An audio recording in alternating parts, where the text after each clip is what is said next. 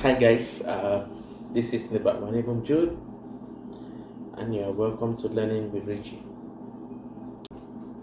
Are you struggling to make ends meet as an international student or as an immigrant in Canada or in another part of the world?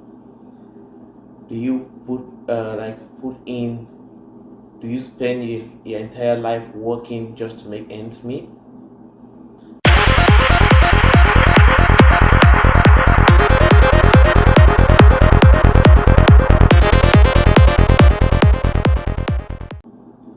So in today's video, I'll be talking on how to set yourself for financial freedom as an immigrant. So many of us, when we move out of our countries, we immigrate to other countries, we go through a lot of difficulties. And sometimes the reason why we even immigrate is because we're looking for a better life. And in the process of looking for this better life, we go through a lot of challenges and a lot of difficulties. In fact, even just the process of us immigrating is sometimes it's not really the best. Like, we have circumstances that have caused us to move from wherever we're moving from. Many people will testify to what I'm saying. Like, some people immigrated not because they wanted to immigrate, but circumstances in their countries made them to move out of those countries to look for better opportunities elsewhere. So when we come out here, we spend our life working. We work so hard just to make ends meet. So, and sometimes we will spend our life working, and at the end of the day, we do not really make that difference in our life. So this video helps us to see how we can get financial freedom. So I will be taking some points on how we can get this financial freedom. The first point is to get financial literacy. Financial literacy entails you just understanding how to make money. How do we actually make money? When you come, or maybe as an immigrant, you are working here, where do you keep your money? Do you keep your money in the bank, or what do you do with your money? So this financial literacy is all about the science of making money. So if you are working and you earning, and you're keeping your savings in a bank account, or you're keeping your money in a bank account somewhere, if it's not just money that you want to use it maybe for one, if you don't want, maybe you're planning to use it in a short time, and keeping money in a bank account really doesn't make any sense. If we look at the current situation right now, when you give your money to banks, what do banks do with the money? The banks get the money, they pay you a very low interest rate, and they take this money and they invest this money in other companies. So and currently, I think the banking rate in Canada right now, they are almost zero. Like, when you deposit your money, the interest rates are so low. So why will you work and want to take your money and put it somewhere? So the option of really banking money as saving is not really a good deal for somebody who you want to get financial freedom. So if you want to get financial freedom, the aspect we're talking about as financial literacy is for you to be able to use your money in investing your money in where those banks are putting the money. That's where you should be putting your money, not you giving the money to the bank for the bank to use your money in making their money. You get to where those banks are putting the money and you put your money there. Now, another way that you can also get financial literacy, it's you have to understand, how do you use credit? How do you build credit? Like somebody who have moved from another country into this other country, and we know most of the Western world, they're they're built on credit. How do you build credit? You need to get knowledge on how you build credit and how you use credit. Some people just when they come here and they are new and all the banks are moving and they're advertising the various credit options, they just get them and you begin to use money. You use money, and before you know, you have a huge amount of money that you are owing this financial institution. I don't even know how to pay. You need to learn those little tips, like how to build credit and how to use your credit. Sometimes it is necessary to If you are getting money to spend on something, if it's not an investment, it's not what you're getting, like borrowing money to use on something which is not an investment, or it's not something that's going to return, it's going to get a return for you. So you have to understand how to use your credit, how to build credit. Another thing that you need to understand is a change of mindset. What do we mean by change of mindset? Their activities should not be those activities that maybe you just you work, and everything you get, you kind of like you squander everything. You have to like work smart, because most of us, when we travel abroad and we come here, we want to kill ourselves in terms of work. Sometimes we'll put in 24 hours of work. Sometimes we will work 8 hours, we're finishing an 8-hour shift, we are picking another 8-hour shift, we work back to back. Like, working this way, we work hard. That nobody can dispute that fact. We work hard. But for you to get financial freedom, it's not enough for you to work hard. It is enough for you to be smart, to work smart. What do we mean by working smart? Like, there are certain professions, or there are certain things that you can do that will give you money, rather than you putting in those hours upon hours upon hours. You don't have a life. You spend your life at work. Most of us who are out here will understand what I'm talking about. That is how, like, most of us, we spend our life working almost like 18 hours out of 24, or 12 hours out of 24. We don't have time for ourselves. We don't have time to do any other thing. But how do we work smart? So sometimes, like, I'm not trying to discredit the value of education, because I'm somebody who values education so much. I have spent a lot of time in school too. But then what I've come to understand is, like, sometimes all the time that we spend in school might not really be that necessary. All you need to do, as far as education is concerned, is for you to be able to do is for you to be able to, like, read and write, to get a certain level, like, that you can associate with people in the society. Like, spending all your life going to school, like, yeah, there are researchers who are kind of like out there to do that, but you might spend all your time going to school, getting those PhDs and so on, but then you don't get that financial freedom, you don't get that financial leverage, you are still struggling. So what do you do as an immigrant, or somebody who has recently moved from one country to maybe, like, especially this part of the Western world? What you need to do is, like, you need to, sometimes it's not about, like, it's not how fast you go, but it's how far. You need to sit back and think. And if you're fortunate to have somebody who is there, and you come in and that person can advise you, you are on a good foot.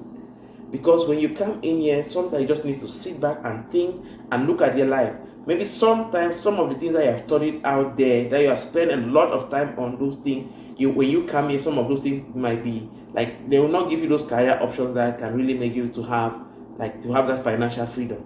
And sometimes, most often, you are forced to change career options, or to do something else. Now, when you come and you want to do something different, it is very important. What you want to do, you should make that decision carefully. Now, sometimes we just come in here and we, like, talking from my own experience, when I came to Canada, I decided to followed like, the program that I came to Canada for was an educational program. And when I came, I realized, like, sometimes, like, in the province where I am, it is difficult to get job in the education field when you're done with the program, because I find locals who have the challenge of getting jobs.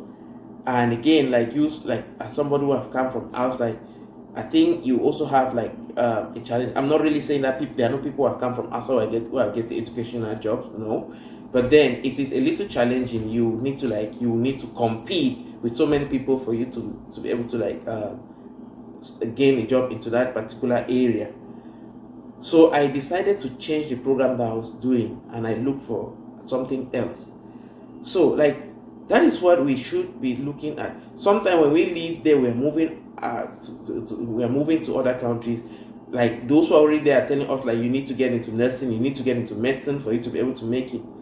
But what I really see today is not, like, all about medicine. there are other fields that are paying big time than medicine.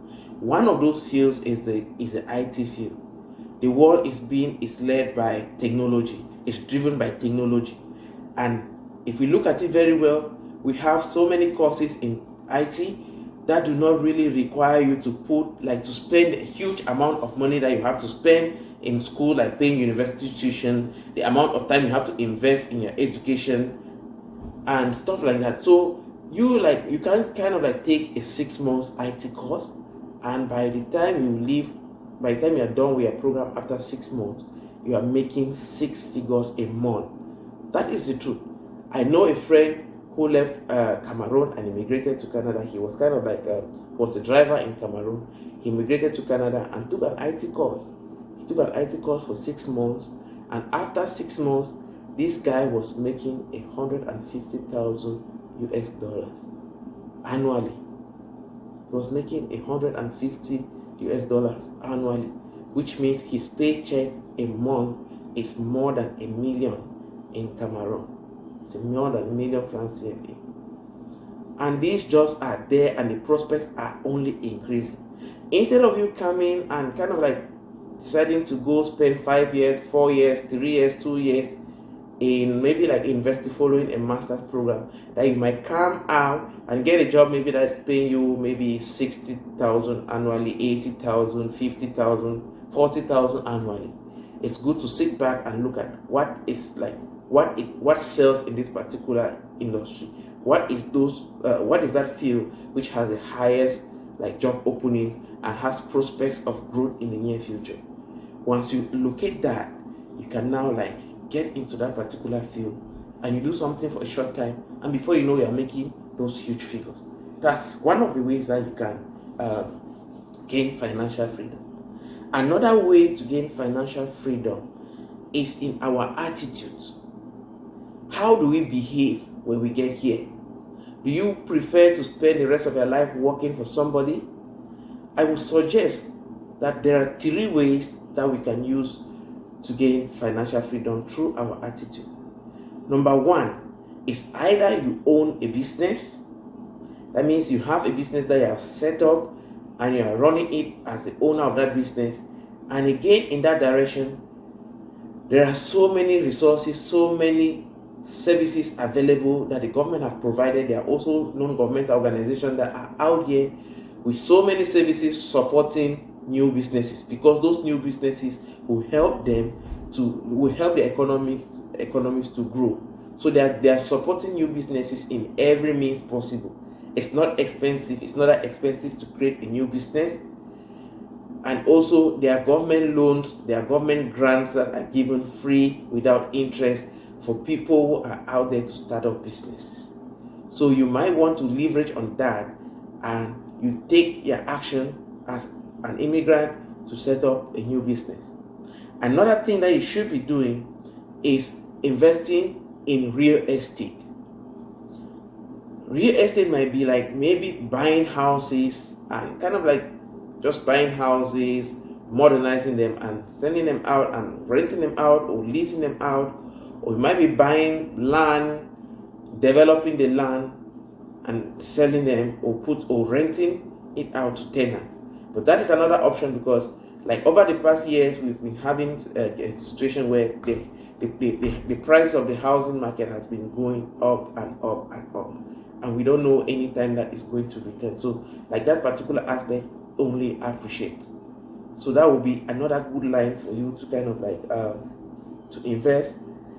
And then another attitude for you to do or to adopt to be able to get financial freedom is the attitude of buying stocks. Invest in companies.